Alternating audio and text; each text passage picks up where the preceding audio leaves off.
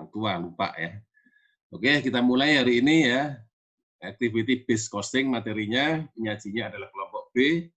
Ya, di sini dikatakan semuanya akan menjadi penyaji ya, belajar menyajikan materi supaya bisa dipahami atau diketahui oleh kawan yang lainnya. Di sini katanya semuanya menjadi penyaji sesuai dengan pembagian materinya. Bagus gitu ya, bagus. Jadi semuanya dikasihkan kesempatan untuk memberikan penyajian. Ya. Kemudian jadi sesi kita hari ini pertama kita penyajian materi oleh kelompok B, kemudian dilanjutkan dengan tanya jawab. Mungkin ada di antara kalian yang ada yang belum jelas ditanyakannya di situ kepada kelompoknya. Nanti kalau kelompoknya bisa menjawab silakan saya persilakan menjawab. Kalaupun nggak terjawab ya nggak apa-apa. Nanti saya akan membantu menjawabnya atau mengklarifikasinya. Kemudian sesi yang selanjutnya kita akan membahas contoh soalnya, contoh soal activity based costing-nya seperti apa soalnya, kemudian bagaimana pembahasannya menurut versi kelompok E. Setelah dibahas oleh kelompok E, kita akan lanjutkan dengan tanya jawab. Yang mungkin ada beberapa kawan yang nggak jelas, monggo silakan minta dijelaskan lagi nggak apa-apa ya. Minta dijelaskan poin-poinnya ini apa, bagaimana saya kurang jelas, jelaskan lagi nggak apa-apa. Jadi kelompoknya nanti silakan bisa menjelaskan lagi kan, gitu nggak apa-apa ya. Nanti kalau ada yang kira-kira nggak terjawab atau terjelaskan, saya akan bantu untuk menjelaskan atau menjawab. Nggak masalah ya. Oke, jadi kita mulai aja untuk pertemuan kali ini. Kelompok B akan menyajikan materi activity based costing.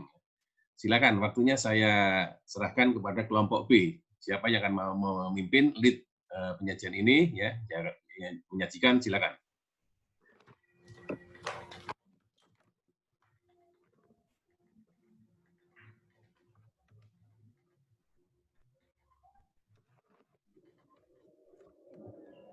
Oke teman-teman, suaraku jelas ya? Jelas. Oke. Selamat pagi sebelumnya kepada Bapak, kepada teman-teman semua. Perkenalkan kami dari kelompok 11 dan pada kesempatan pagi ini kami akan mencoba mempresentasikan hasil kerja kami mengenai ABC, Activity Based Costing, dan ABM, Activity Based Management.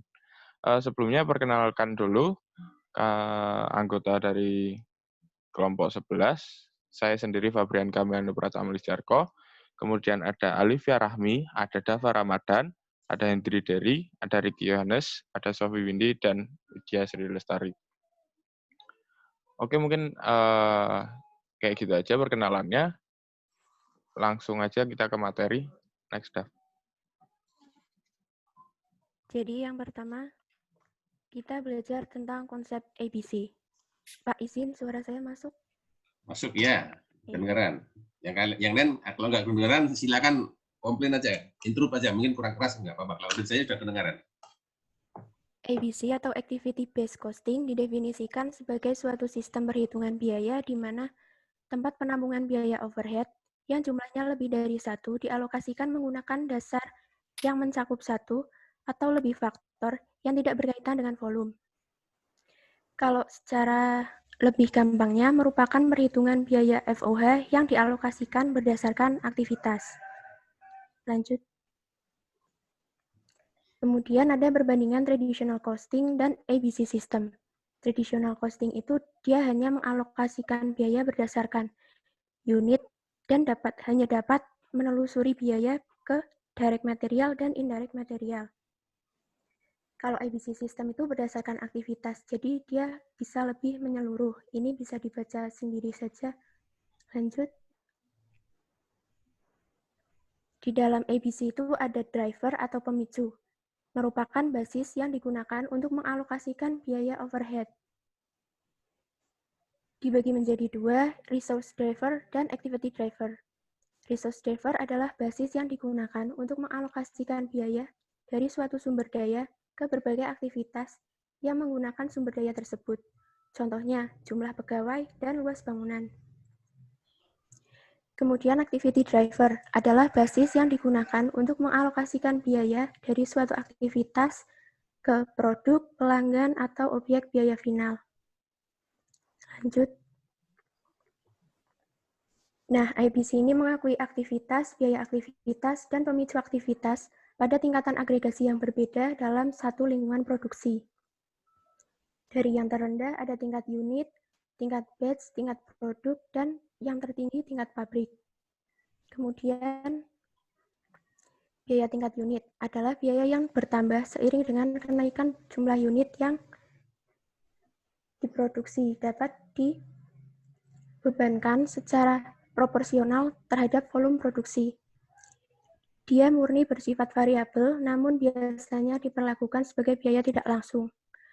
Pemicunya adalah ukuran aktivitas yang berbeda sesuai dengan jumlah unit yang diproduksi dan dijual. Biaya tingkat batch, biaya yang disebabkan oleh jumlah batch yang diproduksi dan dijual. Dia walaupun hanya terdiri dari satu unit, akan tetap dianggap sebagai batch. Pemicunya adalah ukuran aktivitas yang berbeda sesuai dengan jumlah batch yang diproduksi dan dijual. Tingkat produk adalah biaya yang terjadi untuk mendukung terciptanya produk-produk yang berbeda. Biaya tersebut tidak terpengaruh oleh jumlah unit yang diproduksi dan dijual. Pemicunya adalah ukuran aktivitas yang berbeda sesuai dengan jenis produk yang diproduksi dan dijual. Yang tertinggi adalah biaya tingkat pabrik, biaya yang diperlukan agar pabrik bisa berproduksi. Pemicunya, ukuran untuk membebankan biaya tingkat pabrik. Kemudian, ini ada contoh aktivitas biaya, dan activity driver pada setiap tingkatan. Contoh aktivitas unit misalnya memotong, merakit, mengepak. Contoh biayanya, sebagian biaya listrik, indirect material. Contoh activity driver-nya, unit output, jam kerja, jam mesin. Untuk selanjutnya bisa dilihat sendiri. Kemudian materi berikutnya akan dipresentasikan oleh Sophie. Ya, teman-teman, pada bagian ini kita akan membandingkan perhitungan biaya menggunakan metode biaya tradisional dan menggunakan metode EBC. Contoh soalnya, PTA memproduksi dua produk kalkulator, yaitu kalkulator matematika dan kalkulator keuangan, dengan rincian biaya produksi sebagai berikut. Next. Nah, diketahui nih, ada direct material, direct labor, sama yang lainnya. Next. Nah, kalau perhitungan secara biaya tradisional, cara menghitung FOH-nya itu tarif FOH dikali dengan predetermined rate-nya. Nah, di sini predetermined rate-nya itu biasanya dicari dari total FOH.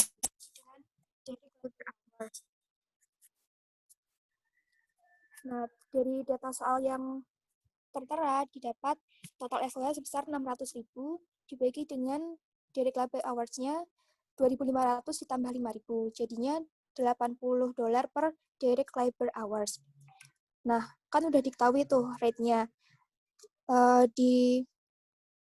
untuk mencari HPP-nya, langsung aja nih dimasukin ke dalam FOH-nya. Kan rate-nya ini 80 dikali sama jumlah jamnya di matematika, kan ada 2.500. Jadi 2.500 ini langsung dikali 80, hasilnya 200. Di keuangan, direct labor hours-nya sebesar 5.000 dikali sama rate-nya. Didapatkan hasil sebesar 400.000. Nah, terus di total, matematika totalnya ada 400.000, keuangan total cost-nya ada 800.000. Lalu untuk mencari cost per unitnya, total cost ini dibagi sama unit produksinya. Coba ke data biayanya. Nah, kan diketahui nih jumlah produksi di matematika 50.000, di keuangan 100.000. Nah, untuk cari cost per unitnya tinggal total cost-nya dibagi sama jumlah produksinya. Nah, jadi ketemu yang matematika $8, yang keuangan $8 juga. Hasilnya sama. Next. Nah, kalau di ABC, sebelum untuk alokasi FOH-nya tuh, biaya sumber dayanya dialokasikan ke aktivitas dulu. Yang pertama kita mengidentifikasi biaya sumber daya dan aktivitas. Biaya sumber daya adalah biaya yang dikeluarkan untuk melakukan berbagai aktivitas. Nah, berdasarkan data soal tadi, biaya sumber daya ini tuh total FOH sebesar Coba Devka itu. Nah, biaya sumber dayanya itu ada mesin cost, setup cost, desain cost sebesar mesin cost-nya 375, setup cost-nya setup cost-nya 120.000, desain cost-nya 105.000. Next. Nah, tahap yang kedua itu kita membebankan biaya sumber daya ke aktivitas. Kan tadi udah diketahui tuh biaya sumber daya buat mesin cost 375.000. Terus dibagi sama mesin hours-nya. Kalau di soal itu diketahui mesin hours buat matematika sebesar 25.000, untuk kalkulator sebesar 50.000. Nah, jadi hasilnya itu $5. Kalau buat setup cost itu 120.000 dibagi sama setup hours-nya. Hasilnya 1.200. Kalau desain cost 105.000 dibagi sama desain hours-nya sebesar 1.000 tambah 500. Hasilnya $70. Next. Nah, kan tadi udah diketahui rate-nya. Habis itu kita masukkan ke FOH-nya. Kalau buat matematika, mesin cost-nya itu mesin hours sebesar 25.000 dikali sama rate-nya, kan sebesar $5, sama dengan 125.000. Keuangan 50.000 hours dikali rate-nya 5, didapat hasil 250.000. Nah, di setup cost-nya ini, setup hours sebesar 50 dikali sama rate-nya, yaitu sebesar 1.200, hasilnya 60.000. Di keuangan juga sama. Terus desain cost-nya, kalau di matematika, itu desain hours-nya sebesar 1.000 dikali sama rate-nya 70, hasilnya 70.000. Kalau di keuangan, desain hours-nya 500 dikali 70 sama dengan 35.000. Nah, kalau udah didapat semuanya, tinggal di total berapa sih jumlah HPP-nya. Kalau matematika didapat 455.000, keuangan 745.000. Nah, untuk cari cost per unitnya sama kayak yang tradisional, dibagi sama jumlah produksinya. Matematika kan tadi jumlah produksinya 50.000, jadi 455 dibagi 50.000, hasilnya 9,1. Kalau yang keuangan, jumlah produksinya tadi 100.000. Nah, hasil cost per unitnya 7,45. Selanjutnya akan dijelaskan oleh teman saya. Ya, berikutnya, jika ingin mengimplementasikan sistem ABC ini, menurut Hongkran, ada 7 langkah yang harus dilaksanakan. Yang pertama, mengidentifikasikan produk apa saja yang digunakan sebagai cost object. Pada tahap ini, perusahaan memilih objek yang akan diukur atau dihitung biayanya, dengan tujuan untuk menghitung total biaya dan biaya per unit dari perancangan, manufaktur, dan pendistribusian produk tersebut. Next. Yang kedua, mengidentifikasi biaya yang dikeluarkan secara langsung dari produk perusahaan. Pada tahap ini, perusahaan mengidentifikasi biaya langsung yang terkait dengan pembuatan produk tersebut. Biasanya meliputi biaya material, tenaga kerja langsung, dan biaya langsung lainnya yang dapat ditelusuri. Yang ketiga, memilih dasar pengalokasian biaya atau cost allocation base yang digunakan untuk mengalokasikan biaya tidak langsung dari produk perusahaan tersebut. Setelah mengidentifikasi aktivitas yang bernilai tambah, kemudian mengklasifikasinya ke dalam kategori hierarki biaya, yang selanjutnya ditentukan cost allocation base dan kuantitas cost allocation base dari setiap aktivitas yang telah diidentifikasi tersebut. Dalam memilih cost allocation base harus dipertimbangkan ketersediaan data dan ukuran yang memungkinkan dalam perhitungan biaya yang dikeluarkan oleh perusahaan. Next. Berikutnya, mengidentifikasikan biaya tidak langsung yang terkait dengan setiap cost allocation base. Pada tahap ini, biaya overhead atau biaya yang tidak terduga yang terjadi dibebankan pada setiap aktivitas dengan dasar cause and effect relationship atau benefit ratio antara cost allocation base dengan biaya aktivitas tersebut. Sebagai contoh adalah machine hours dengan aktivitas machine operation.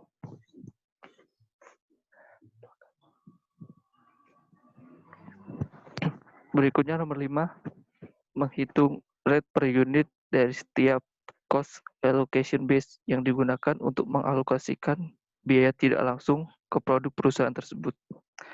Pada tahap ini, total biaya tidak langsung yang diketahui pada tahap keempat dibagi dengan kuantitas dari cost allocation base untuk mendapatkan rate biaya alokasi overhead dari aktivitas tersebut.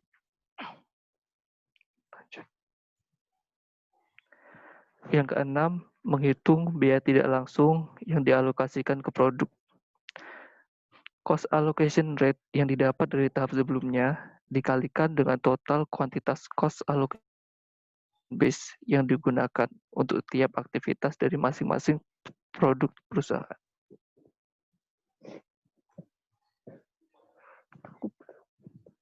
Yang terakhir, menghitung total pengeluaran dari produk dengan menjumlahkan seluruh biaya langsung dan biaya tidak langsung yang dibebankan pada setiap produk perusahaan.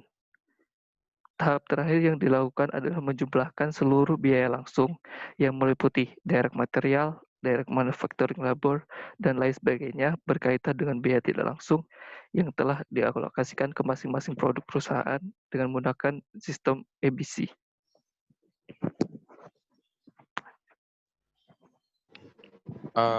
Kemudian materi selanjutnya adalah mengenai contoh penerapan ABC. Di buku charter, mungkin teman-teman bisa lihat nanti ada di halaman 444. Di sini ada dua contoh perusahaan yang menggunakan sistem ABC, yaitu yang pertama ada SB, terus yang kedua ada JDCW. Jadi intinya aja teman-teman, kalau pada contoh di buku ini, SB itu memproduksi dua produk secara garis besar, yaitu ada yang satu bervolume rendah, satu bervolume tinggi. Yang mana produksi atau penjualan volume tinggi itu lebih besar daripada yang bervolume rendah. Kemudian ada driver, unit batch dan produk seperti yang tadi sudah dijelaskan. Pada kasus ini menggunakan biaya tenaga kerja langsung jumlah unit. Kemudian batch-nya jam persiapan dan jumlah persiapan. Dan yang terakhir produk menggunakan drivernya, jumlah pesanan dan jumlah pengiriman komponen.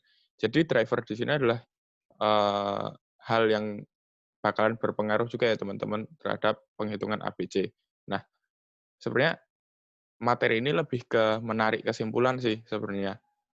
Kalau di penerapan tradisional itu karena pengalokasian FOH-nya dipukul rata berdasarkan jumlah produksi, maka yang biasanya penjualan atau produksi rendah itu akan lebih kecil karena hanya dipukul rata berdasarkan jumlah produksinya. Sedangkan dengan sistem ABC itu nanti biaya overhead yang dialokasikan untuk volume rendah akan meningkat seperti yang tadi contoh. Coba lihat yang di slide berapa ya tadi?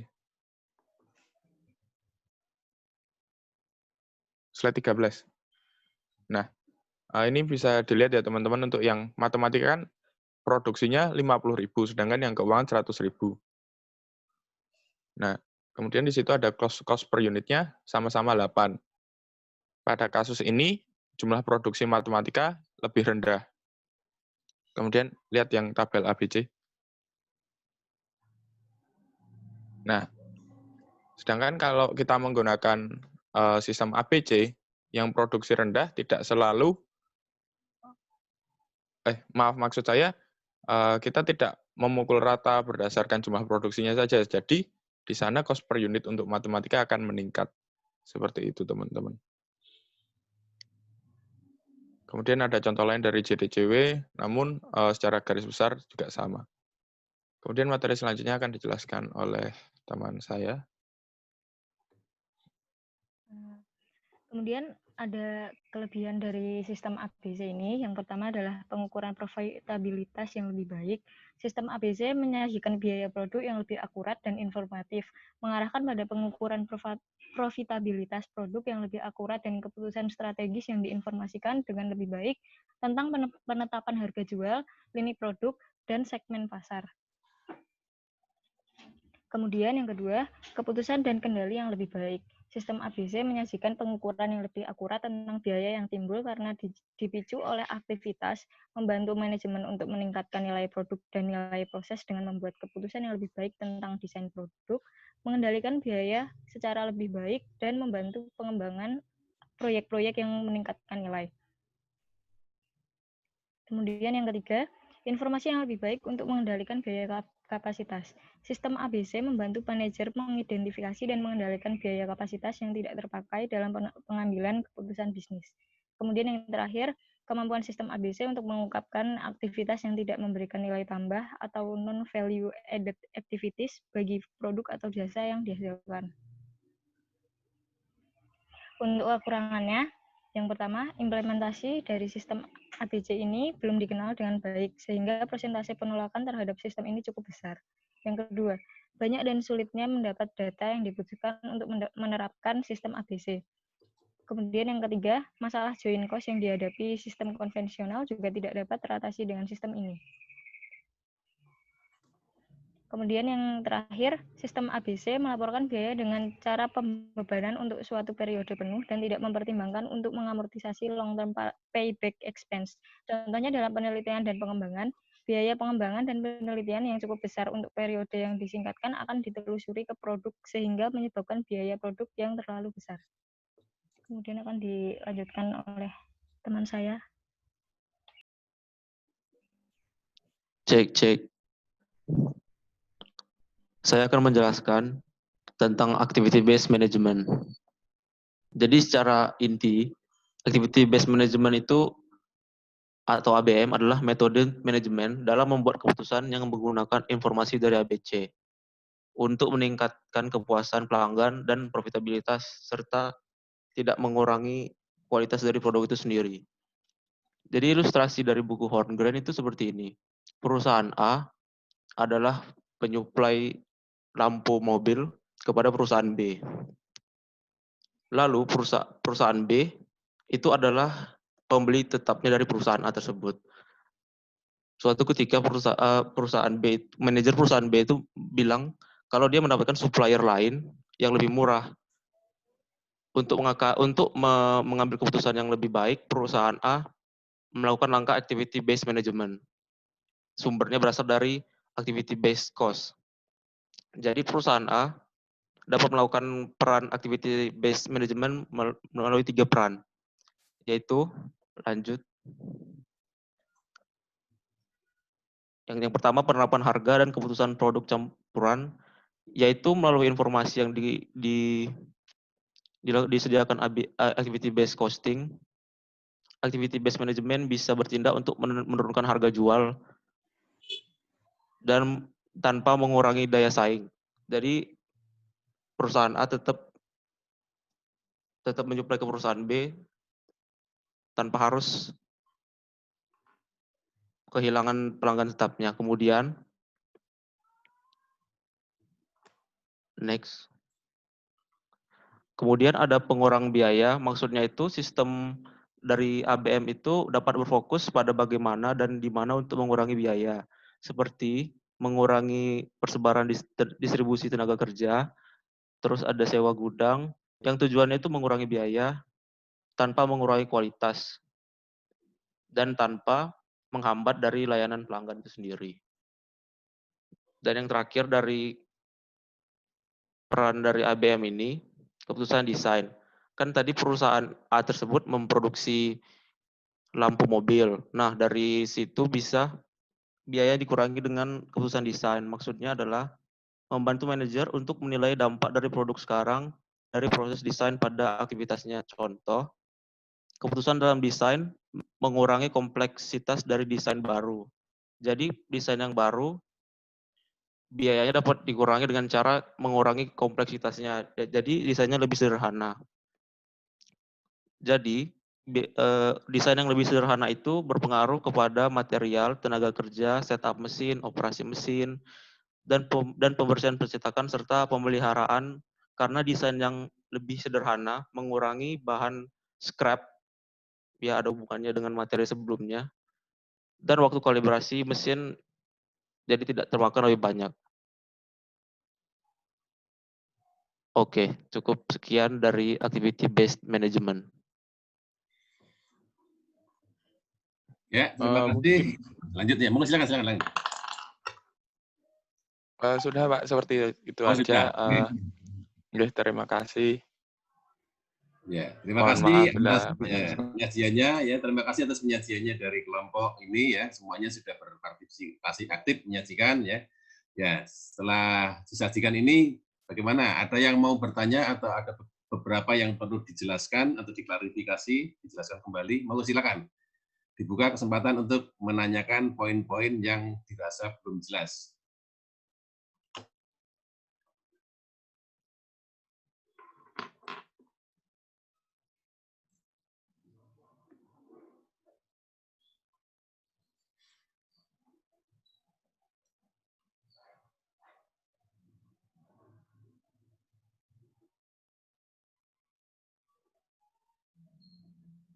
Mana? Ada pertanyaan? Apa sudah jelas? Activity based costing.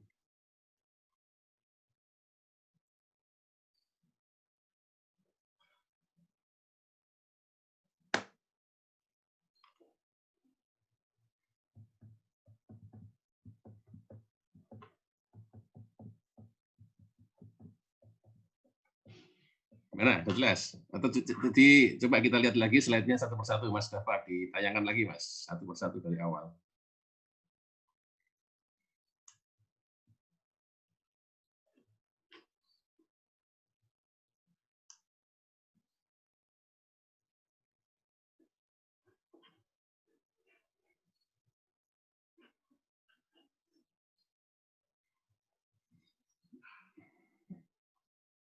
Ya, dari konsep ini ya. Dari konsep ini kalian harus paham dulu ya. Paham dulu apa itu activity based costing. Itu sistem perhitungan biaya di mana tempat melakukan biaya overhead yang sebenarnya lebih dari satu dialokasikan menggunakan dasar yang mencakup satu atau lebih faktor yang tidak berkaitan dengan volume. Jadi di sini adalah konsepnya adalah dia akan mengalokasikan biaya tidak langsung, ya, biaya overhead ya, konsepnya. Dan alokasinya tidak berdasarkan volume produksi, tidak berdasarkan output-nya, tetapi dia berdasarkan aktivitas, activity base. Ya. Aktivitas apa yang dilakukan yang mengkonsumsi biaya overhead. Itu konsepnya itu. Dipegang dulu konsepnya ya. Selanjutnya, nah ini perbandingannya kan, perbandingannya. Kalau traditional costing, dia membebani semua produk dengan biaya, ya, walaupun dia tidak mengkonsumsi biaya. Ya. Kalau activity based, dia berdasarkan tingkatan aktivitas. Ya. Jadi di traditional costing, dia dikatakan juga mungkin biaya non-produksi seperti administrasi dan pemasaran tidak dibebankan produk, padahal dia juga muncul. Ya.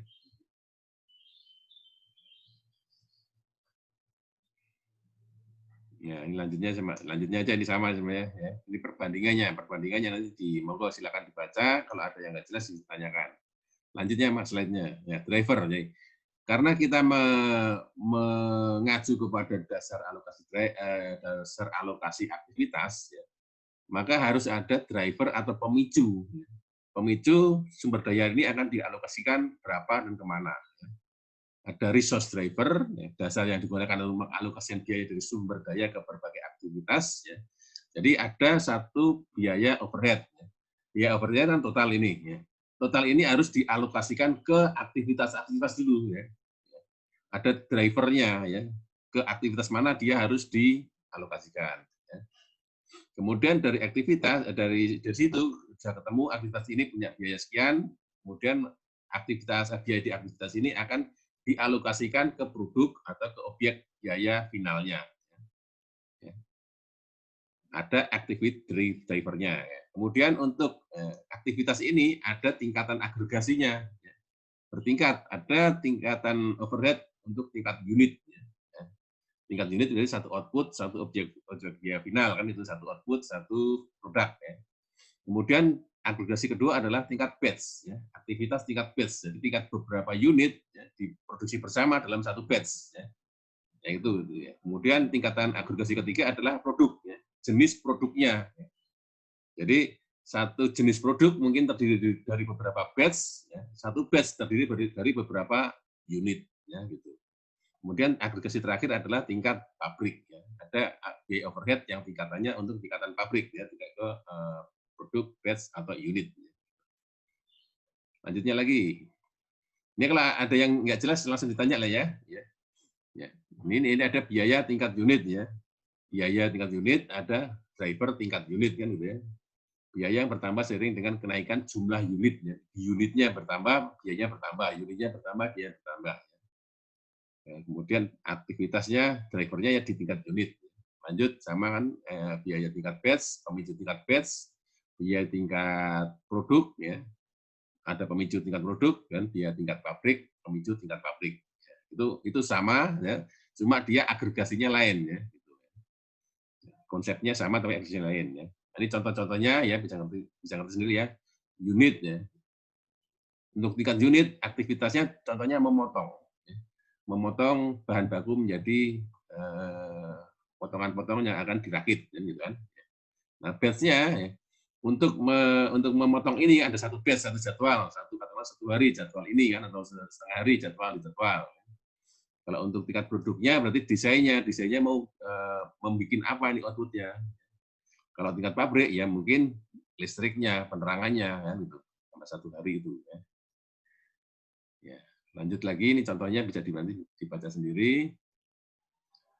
Nah, ini contoh untuk menghitung bagaimana mengimplementasikan ya alokasi biaya tradisional dengan alokasi biaya berdasarkan aktivitas, ya. Ya. Lanjut aja langsung ya. Nah, di sini ada yang belum jelas nggak untuk contohnya? Ya. Contohnya kalau tradisional dia akan dialokasikan berdasarkan apa tadi ya? Direct labor hours ya, berdasarkan direct labor hours kalau nggak salah ya. Ya. Nah ya berdasarkan direct labor hours. Dan kalau tradisional dia akan dialokasikan ke kalkulator matematika dan kalkulator keuangan berdasarkan jam kerja tenaga kerja langsung.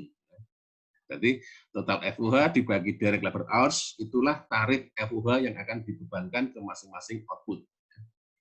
Karena dibebankan secara pukul rata, maka di sini kelihatan bahwa cost per unitnya adalah sama, $8 sama $8. Ya, tadi juga disampaikan waktu ABM ini, untuk produk-produk yang apa istilahnya volumenya tinggi, ya, dan volumenya rendah, di sini kelihatan bahwa unitnya tadi berapa unitnya ya?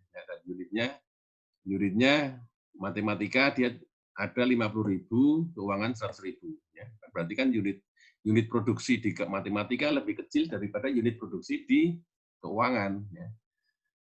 Berarti aktivitas di unit matematika seharusnya lebih rendah daripada keuangan. Ya. Kalau menggunakan activity base, pasti tarif FUH-nya akan berbeda. Ini tradisional udah oke, activity-nya berarti activity base-nya. Ya. Nah, ini kan berdasarkan data soal, biaya sumber daya dan aktivitas adalah ya, mesin kos. Mesin kos ini aktivitas tingkat pabrik. Ya. Ya, kemudian setup-nya. Setup berarti setiap batch dimulai akan ada setup mesinnya. Ya. Ada persiapan untuk menginstall atau menyiapkan mesinnya supaya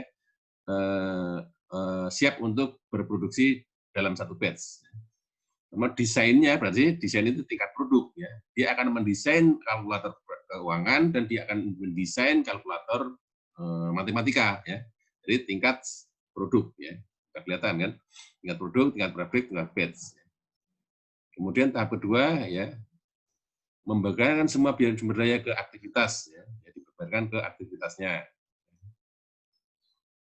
Mesin kos berapa tarifnya, setup kos berapa tarifnya, desainnya berapa tarifnya, ketemu tarifnya baru dilanjutkan tahap ketiganya, ya. Di tahap ketiga membebankan biaya overhead-nya ke masing-masing output-nya. Ya. Setup cost ya 60.000 beban di matematika desain total ya. Jadi, kelihatan bahwa FUH-nya totalnya besar di keuangan. Ya. Secara total ya. Jadi cost per unitnya ternyata lebih tinggi di matematika. Nah, ini kan berarti jadi suatu masukan dari manajemen ya, Kalau dia ingin menurunkan harga jualnya, dia kan bisa tahu ini, oh berarti saya harga pokok matematika ini 9,1. Tadi berapa? 8 kan? Kalau pakai tradisional kita dapat data bahwa cost per unitnya 8 ya. Kalau pakai tradisional, ini kalau pakai activity ya kita berdasarkan aktivitas yang memang digunakan untuk memproduksi matematika, ternyata cost per unitnya 9 ya gitu. Jadi kita bisa sebagai masukan, sebagai dasar untuk menentukan harga jualnya. Kalau ada kompetitor yang katakanlah memberikan harga jual yang lebih rendah daripada kita bisa menurunkan harga jualnya sampai dengan 9,1. Kan, gitu ya. Oke. Lanjutnya lagi, nah ini mengidentifikasi bersama cost objek ya. Terus lanjut lagi, ya. Ini ya terus ya mengidentifikasi biaya memberi dasar pengalokasian ya. Ini langkahnya tadi ya. Ya oke, lanjut lagi. Ya, 4 ya. Kemudian kelima menghitung rate-nya ya. Kemudian keenamnya menghitung biaya langsung yang dialokasikan. Ketujuh baru menghitung totalnya. Kan ini 7 langkah, 7 step yang harus dilakukan di dalam mengalokasikan FUH dengan menggunakan dasar aktivitas. Ini yang katanya chapter ini lebih dia sistematis. Ada langkah 1, 2, 3, 4, 5, 6, 7 ya yang kita dilakukan berurutan agar kita bisa mengimplementasikan activity costing itu untuk menghitung berapa sebenarnya total biaya dari masing-masing output-nya. Yuk, lanjut lagi. Nah, ini penerapan ABC tadi udah ya, rendah, tinggi tadi ya. Lanjut lagi, kelebihannya ya, ada kelebihan, kekurangan ya. Pengukuran profitabilitas lebih baik ya. Tadi kan kita bilang berarti kan cost-nya jadi lebih baik kita bisa melihat profitabilitas. Sebenarnya kalkulator keuangan dia lebih menguntungkan karena dia cost-nya lebih rendah gitu. Profitabilitas lebih rendah kan dibanding kalkulator matematika kan gitu. Jadi di dalam tujuan mengukur profitabilitas dia akan memberikan nilai biaya per unit yang lebih informatif dan lebih akurat. Kemudian lanjut lagi, keputusan dan kendali yang lebih baik. Ya. Oke, ya benar ya. Karena dipicu oleh pengukuran lebih akurat dengan melihat kepada aktivitas-aktivitas yang sebenarnya dilakukan dalam memproduksi output itu. Kemudian biayanya juga. Lanjut lagi, kelebihan, informasi lebih baik. Ya. Melakukan aktivitas yang tidak memberikan nilai tambah ya gitu. Jadi dengan melihat aktivitas-aktivitas itu manajer akan punya kesempatan untuk mengidentifikasi mungkin ada aktivitas yang tidak memberi nilai tambah, dalam arti ada aktivitas-aktivitas yang tidak diperlukan bisa dihilangkan, bisa dieliminasi ya gitu ya. Ya, dengan menghilangkan atau mengeliminasi satu aktivitas yang tidak berguna itu, maka dia akan bisa lebih atau mengefisienkan biaya FUH-nya. Lanjut lagi, kekurangannya ya, kekurangannya memang belum dikenal dengan baik, sehingga banyak yang menolak. Kemudian banyak data yang harus dikumpulkan untuk menentukan activity tadi ya, kadang-kadang sulit untuk mendapatkan datanya ya. Menentukan activity-nya, menentukan base-nya, ya. Menentukan apakah ini tingkat output atau tingkat unit atau tingkat batch, tingkat jenis atau tingkat pabrik. Nah itu juga data-data yang kadang-kadang dianggap sulit oleh manajer untuk mendapatkannya. Kemudian yang ketiga kekurangannya joint cost ya, joint cost nggak dapat ya, nggak bisa terselesaikan dengan cara ini kan, karena biaya bersama ya tidak bisa mengacu kepada aktivitas tertentu. Oke lanjut lagi kekurangannya. Nah, ini ada biaya-biaya jangka panjang yang tidak bisa dipertimbangkan ya. Biayanya cukup besar, lead bank ya, untuk periode yang disingkatkan ini biasanya kan satu periode ya. Sehingga biaya produknya menjadi terlalu besar ya. Biaya penelitian dan pengembangan satu produk dibandingkan produk lainnya. Lanjut lagi. Nah, ABM ini kaitannya dengan manajemen menggunakan ABC untuk pengambilan keputusannya. Lanjut lagi. Penggunaan informasi ABC untuk melakukan perbaikan dari suatu perusahaan. Nah, gitu kan tadi saya bilang tadi salah satu keunggulan ABC adalah dia bisa mengidentifikasi aktivitas-aktivitas yang tidak memiliki nilai tambah bagi output atau perusahaan. Dengan melakukan itu, salah satunya tentunya dengan adanya eliminasi kegiatan-kegiatan dan aktivitas yang tidak memiliki nilai tambah, maka itu akan melakukan perbaikan. Perbaikan dalam arti dia akan ada efisiensi biaya, mungkin dengan ada efisiensi akan meningkatkan profitabilitas dari perusahaan. Oke, lanjut lagi perannya ya, harga dan produk ya, kaitan dengan cost tadi. Lanjut lagi pengurang biaya dan meningkatkan proses ya, tadi udah ABC bisa mengurangi biaya karena eliminasi aktivitas, meningkatkan proses ya. Jadi ada proses yang dihilangkan, ada proses yang mungkin digabungkan ya, untuk memperbaiki proses produksi. Lanjut lagi keputusan desain ya. Ya, oke ya bisa lanjut ya, terus selesai. Gimana dari materi tadi ada yang masih belum jelas?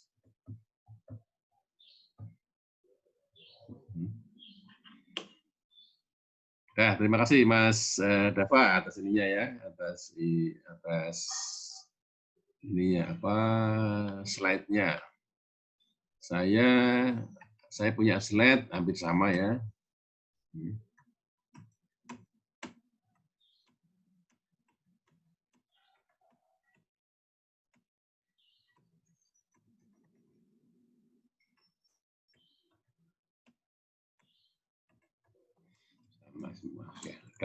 Semua materi sudah masuk, sudah disajikan ya. Ini mungkin ada satu lagi sebentar, nggak terlalu ini sih, nggak terlalu urgen.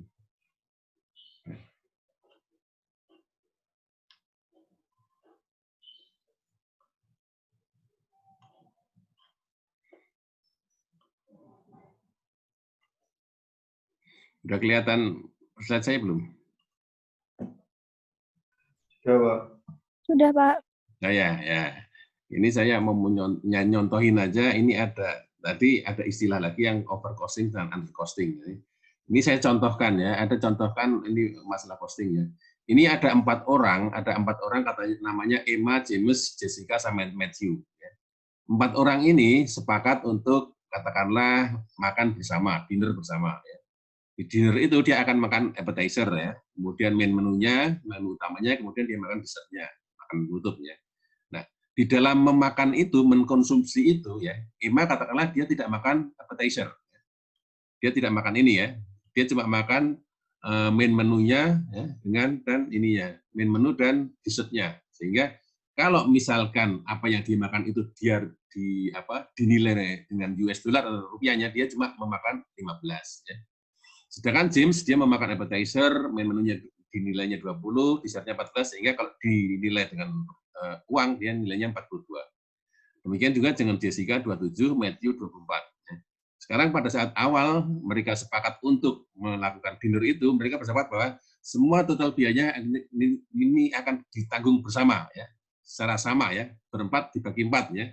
Jadi objek biayanya masing-masing akan menanggung biaya yang sama ya. Ternyata setelah ditotal, appetizer 16, main menu 60, dessert 32, 108, sehingga masing-masing akan menanggung 27. Ya. Jadi pada saat bayar, si Emma akan menghabiskan 27, James membayar 27, Jessica 27, Matthew 27. Ya. Padahal kalau dilihat dari apa yang dikonsumsi, ya, Emma cuma 15, tapi dia membayar atau dia harus menanggung biaya 27, sehingga dia ada di sini overcosting. Ya. Dia mengkonsumsi sumber daya yang lebih rendah daripada biaya yang harus ditanggungnya, kan gitu ya. Sedangkan James dia menanggung ya, biaya 27, padahal dia mengkonsumsi sebesar 42, sehingga di sini dia termasuk undercosting ya. Sumber daya yang dia konsumsi lebih besar daripada biaya yang harus dia tanggung. Nah, ini analogi dengan kita mengalokasikan biaya kepada objek biaya tadi ya. Overcosting adalah suatu produk mengkonsumsi sumber daya yang rendah, tetapi dia dialokasikan biaya per unit yang tinggi. Ini kan tadi kalau kita pakai traditional costing, biaya totalnya akan dibagi rata kepada semua produknya. Di sini jadi ada konsekuensi, ada yang overcosting. Kemudian yang kedua ada undercosting, suatu produk yang mengkonsumsi sumber daya yang tinggi, tetapi dialokasikan biaya per unit yang rendah. Ini bukan tinggi, bukan rendah tinggi ya, tapi ini yang rendah kan gitu ya. Bentar, ini rendah, ini harusnya nggak ada tingginya di sini. Ya ada undercosting ya.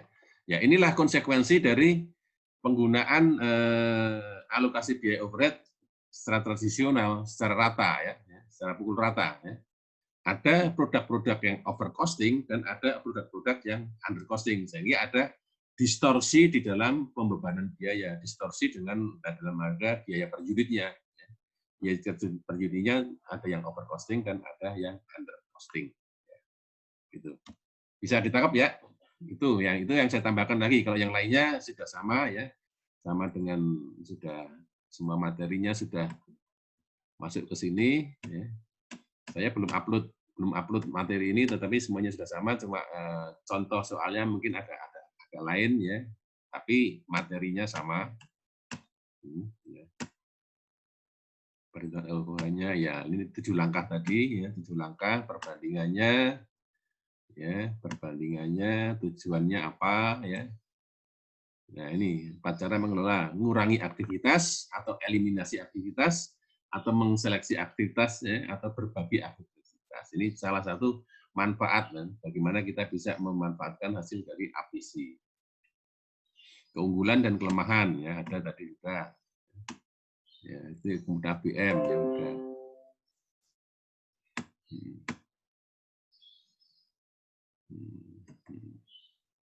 Hubungannya ya.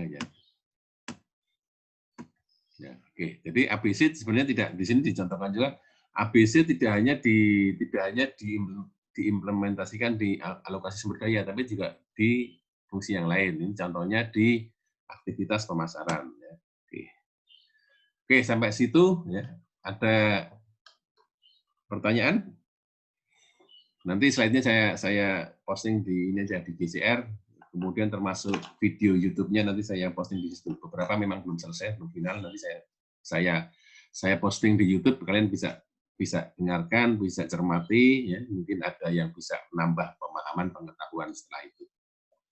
Oke, gimana kelas? Apakah sudah cukup paham materinya?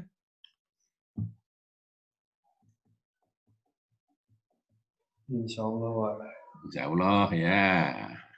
Yang lainnya ada yang masih belum jelas, monggo silakan, nggak apa-apa. Kita di sini kalau memang belum jelas minta dijelaskan lagi ya dijelaskan lagi, nggak apa-apa. Jangan sampai nanti masih blur, masih bingung ya, malah jadi kedepannya nggak bisa menjawab soal. Ini 35 ya 35.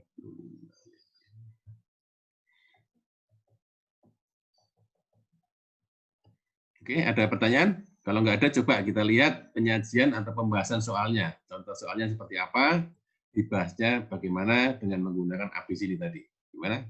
Kita bisa lanjut ke sesi berikutnya, pembahasan soal.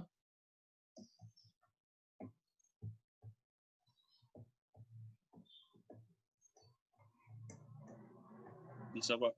Bisa ya, oke, siap. Ayo, siapa sekarang kelompok E ya yang akan menyajikan pembahasan soal. Ini katanya yang akan menyajikan adalah Mas Kris Stefano ya. Silakan Mas Kris.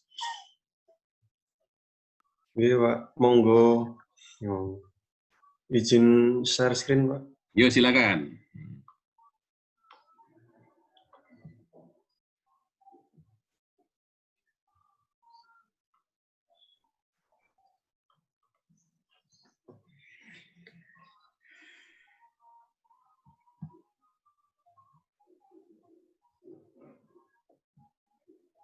Selamat pagi Pak, selamat pagi teman-teman semua. Selamat pagi. Ini dari kelompok E ingin menyampaikan atau mempresentasikan pembahasan dari kelompok kami, yaitu tentang pembahasan soal dari exercise 14 nomor 7. Nah, di sini kami ada Agatha Quartanti, Kris Stefano, Diava, Fir Kurnia, Iren Pretipardede, Lena, dan Rian Tama. Oke, lanjut soal. Next.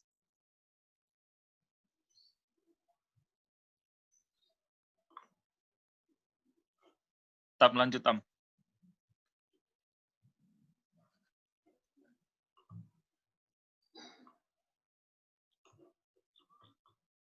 What the heck?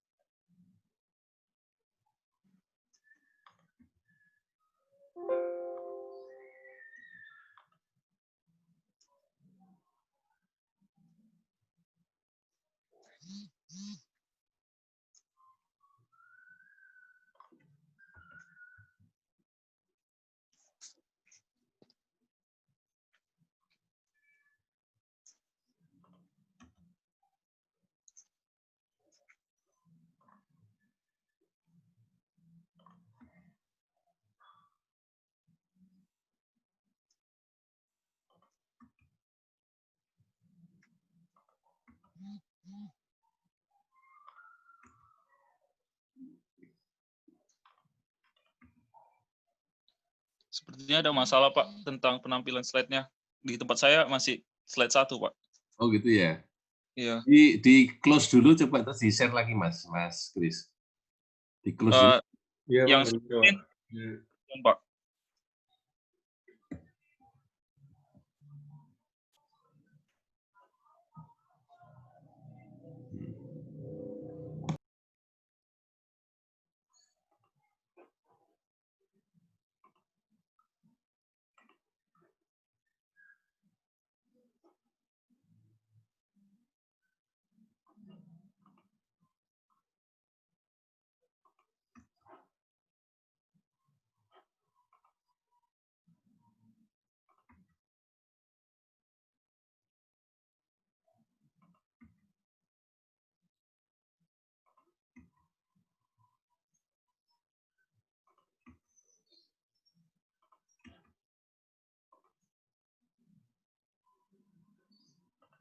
Oke, nampak. Ya, kelihatan. Dan sudah Tean. Nah, di exercise 14 nomor 7 ini dibilang bahwa Thomson Company memproduksi beberapa jenis produk high and low volume, termasuk produk 456 di research plan miliknya. Ini adalah datanya pada tahun terakhir.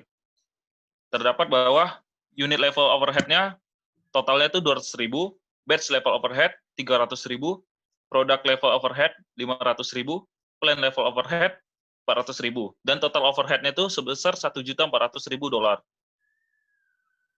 Dan diketahui bahwa unit produksinya untuk produk 456 sebanyak 100 unit, dan totalnya itu 5.000 unit.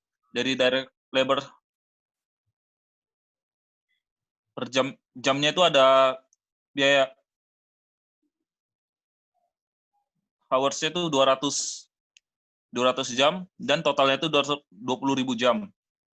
Dan penggunaan mesin juga selama 90 jam untuk produk 456, dan totalnya itu 10.000 jam. Begitu juga dengan setup-nya, dan setup hours itu 6 jam untuk 456, totalnya itu 120 jam, dan untuk setup hours 30 jam, totalnya 500 jam. Design change-nya sebanyak 4 kali, dan totalnya itu ada 40 kali. Dan design hours-nya itu 280 jam, dan totalnya itu 4.000 jam. Next.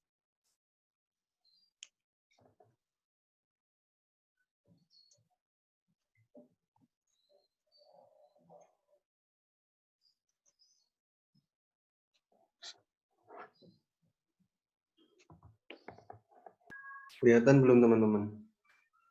Belum pindah. Slide-nya belum pindah. Ya benar, Pak. Yang penting, Pak. Ya, nggak susah, di close lagi, buka lagi.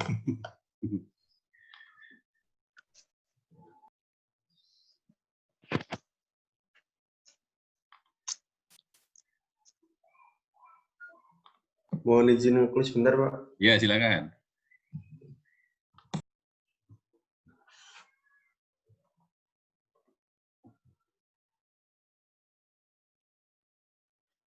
Sekalian mengulang juga Jadi nanti ada pertanyaan itu ada 2 bagian. Yang pertama itu tentang alokasi dengan menggunakan tradisional. Dan nomor 2 itu dialokasikan dengan metode ABC. Nah, seperti yang dijelaskan pada kelompok sebelumnya, bahwa sistem tradisional itu menggunakan biaya alokasinya itu berdasarkan volume dan diasumsikan langsung kepada produknya. Sedangkan ABC itu biaya overhead perusahaan dikonsumsi oleh kegiatan lalu dialokasikan ke produknya.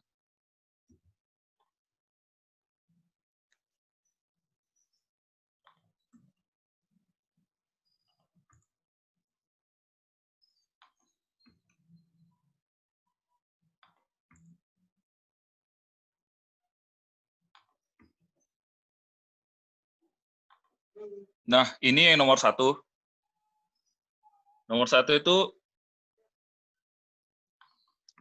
beberapa biaya pertanyaan itu jika biaya overhead yang akan dialokasikan ke unit produk 456 mengakumulasikan semua overhead pada single cost pada basis machine hours. Berarti dia menggunakan machine hours sebagai data pembandingnya. Jadi diketahui tadi kan totalnya itu sebanyak 1.400.000 total biayanya yang overhead sebesar 1.400.000. Lalu dibagi machine hours yaitu sebesar 10.000 jam. Baru karena ditanya tentang produk 456, produk 456 menggunakan machine hours sebanyak selama 90 jam.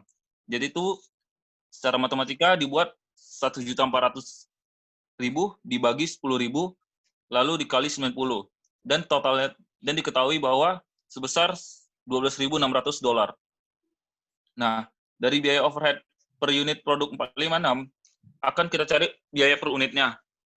Jadi 12.600 dibagi 100 unit karena produk 456 diproduksi sebanyak 100 unit. Jadi dihasilkan total biaya per unitnya itu $126. Oke, next.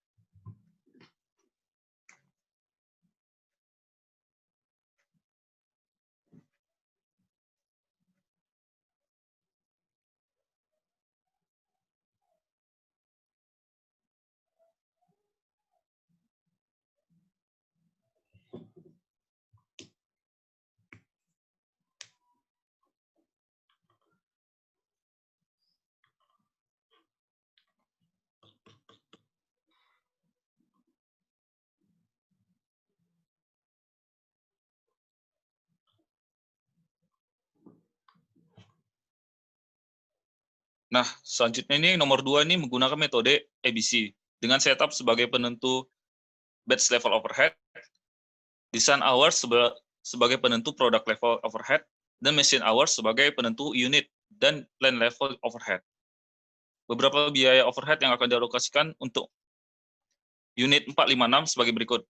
Nah, kebetulan nih di soal ini sudah dibagi-bagi tuh. Jadi kita nggak perlu menentukan mana base levelnya lagi, karena sudah ditentuin. Langsung aja kita bahas soalnya. Jadi yang pertama itu kita ke batch level. Dikatakan di situ setup-nya tuh sebagai driver untuk menentukan nilai batch levelnya tuh. Jadi kita buat batch levelnya diketahui sebesar $300.000. Dan setupnya itu sebanyak 120 kali. Nah, totalnya itu 120 kali. Jadi 300.000 dibagi 120 dikali 6. Kenapa dikali 6? Karena dari soal tadi kita dapat data kalau untuk produk 456 ini ada setup sebanyak 6 kali. Nah, jadi hasilnya itu $15.000. Selanjutnya itu product level. Product level overhead-nya itu sebesar $500.000. Dan design hours-nya sebagai driver dari product level. Design hour-nya totalnya itu 4.000. Dan untuk produk 456 selama 280 jam. Jadi 500.000 dibagi 4.000 dikali 280. Hasilnya itu $35.000. Selanjutnya itu unit dan plan level. Nah, di sini dibilang kalau unit dan plan levelnya menggunakan machine hours sebagai penentu. Jadi itu ditotalin aja 200.000 jadi unit level ditambah plan levelnya sebesar $400.000. Jadi hasilnya totalnya itu $600.000. Machine hours-nya itu totalnya itu 10.000. Jadi 600.000 dibagi 10.000 dikali design hours-nya, machine hours cuman yang untuk total produk 456. Jadi itu sebesar 90. Jadi 600.000 dibagi 10.000 jam dikali 90 jam. Hasilnya itu $5.400.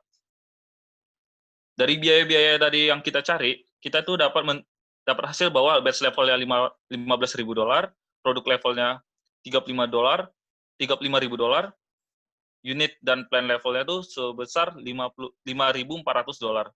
Jadi kita jumlahin semuanya, mendapat totalnya tuh $55.400. Karena kita nyari biaya per unitnya, alokasi per unitnya, jadi 55.400 dibagi 100 unit produk dari 456, hasilnya $554. Sudah, Pak. Oke, ya, terima kasih Mas Kris. Ya. Demikian ini tadi contoh soal dari ABC dan pembahasannya. Dari pembahasan ini ada yang belum jelas nggak? Ada yang masih perlu dijelaskan lagi nggak? Silakan, yang lain bertanya kalau mau bertanya. Ya. Jadi di sini kalau kita mau menggunakan mengimplementasikan ABC, yang pertama harus kita tahu adalah overhead itu untuk level apa. Jadi di sini sudah jelas, soal sudah jelas. Overhead base level 300, overhead product level 500 ya, gitu. Tapi nanti kalau misalkan di dalam dunia nyata ya, overhead ini masuk ke level yang mana itu harus ditentukan oleh manajemen. Ya. Katakanlah biaya A, biaya ini sebenarnya ini biaya untuk overhead di level apa? Level produk, level unit, atau level batch, atau level pabrik ya, itu ya. Ini sudah enak, kita sudah ada total biaya overhead untuk level batch adalah 300.000. Total biaya overhead untuk level produk adalah 500.000 ya. Ya. Kalau sebelum ini ya, sebelum nyampe angka ini, kita harus milah-milah dulu biaya A, B, C, D, E, F, G, H, J itu yang A itu masuk level mana, B level mana, B, C level mana itu jumlahkan dulu baru masuk ke sini ya. Itu. Jadi mungkin kalau soalnya sangat kompleks mungkin seperti itu.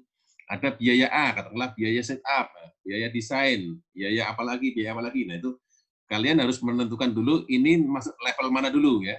Masuk level batch atau produk atau unit atau pabrik ya. Dikumpulkan dulu, di-pool dulu ya.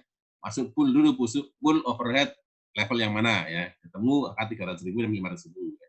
Kemudian di masing-masing level itu ditentukan drivernya apa ya. Di sini kebetulan untuk batch level drivernya adalah setup. Ya. Setiap kali mau memproduksi satu batch harus di setup dulu mesinnya. Ya, gitu ini ada setup. Jadi ada atau untuk memproduksi 486 ini ternyata setupnya 6 kali kan gitu ya. Ya. Dari totalnya 120. Nah, semua setup di dalam satu periode itu ada 120. Untuk produk 486 dia menggunakan setup itu 6 kali. Ya, itulah ya. Jadi driver 6 untuk batch level ya setup ya 300.000 total overhead dibagi total setup dikali berapa setup oleh produk itu jadi ada 15.000 ya. Demikian juga untuk yang produk level atau unit plan level ya. Ini unit sama plan levelnya kelihatannya dijadikan satu ya, jadi unit level sama plan levelnya level pabrik sama level unit dijadikan satu, dia berdasarkan jam mesin ya. Ya. Digabung ini nggak apa-apa sih, nggak masalah, boleh juga karena dia dasarnya sama ya. Oke, dari sini ada pertanyaan nggak kira-kira? Bisa nggak? Yang penting kalian tahu alurnya, ya kalian tahu konsepnya, ya, baru kemudian coba memahami soalnya seperti apa, baru nanti ngitung angkanya berapa alokasi biaya overhead untuk masing-masing level, ya, untuk masing-masing produk, sehingga kita bisa mengetahui berapa total biaya per unitnya.